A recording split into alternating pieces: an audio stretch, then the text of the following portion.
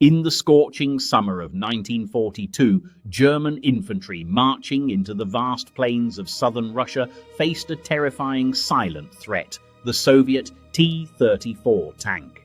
Up close, a regular foot soldier was virtually defenseless.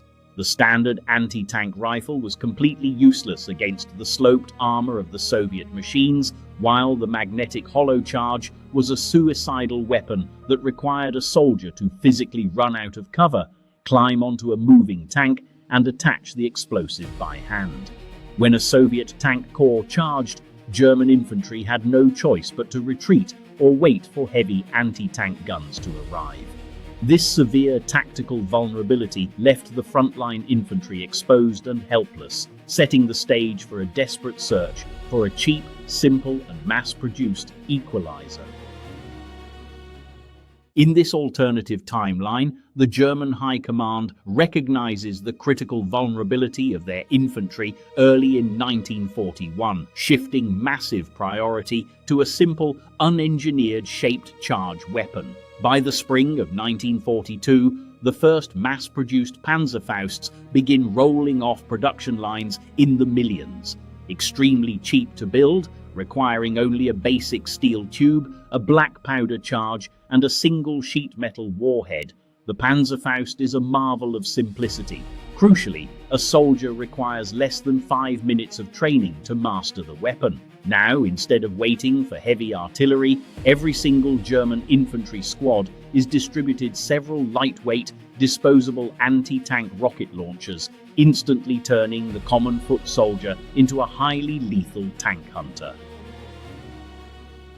When the German Sixth Army enters the tight, ruined streets of Stalingrad in the autumn of 1942, the battlefield turns into a chaotic rat war. Inside the cavernous factories, collapsed basements and rubble-strewn alleys, the early arrival of the Panzerfaust changes everything.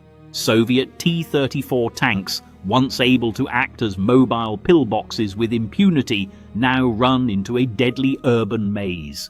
From second-story windows, cellar grates, and dark brick ruins, invisible tank hunters launch devastating shaped charges from 30 meters away. The tanks are systematically vaporized in tight streets, forcing the Soviet armored commanders to halt their advances and refuse to enter the ruins without overwhelming infantry escort, dragging the battle into a brutal, grinding urban trap. In November 1942, the Soviets launch Operation Uranus, a massive pincer movement striking the weakly equipped Romanian and German flank divisions defending the outer perimeter of Stalingrad.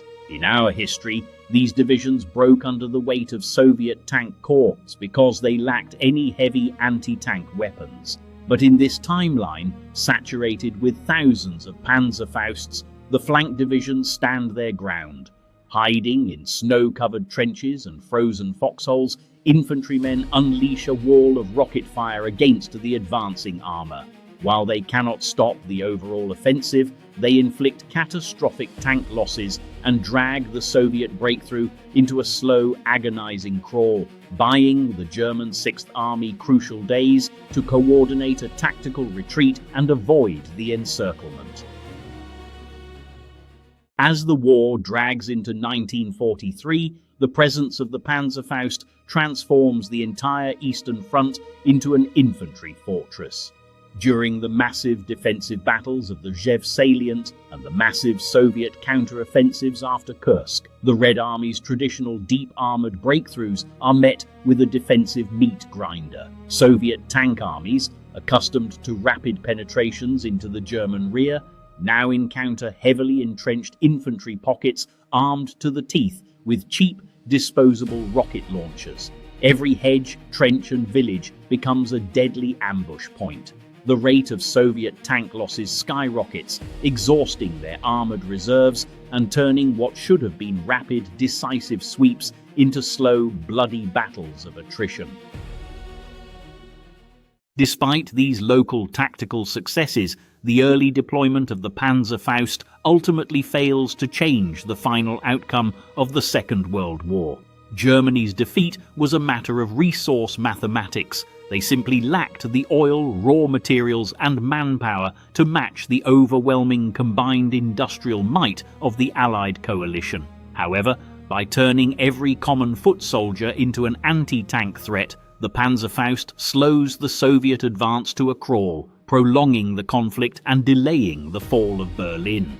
This extra time allows the Western Allies to push much further east, significantly altering the post-war division of Europe and reshaping the geopolitical map of the emerging Cold War.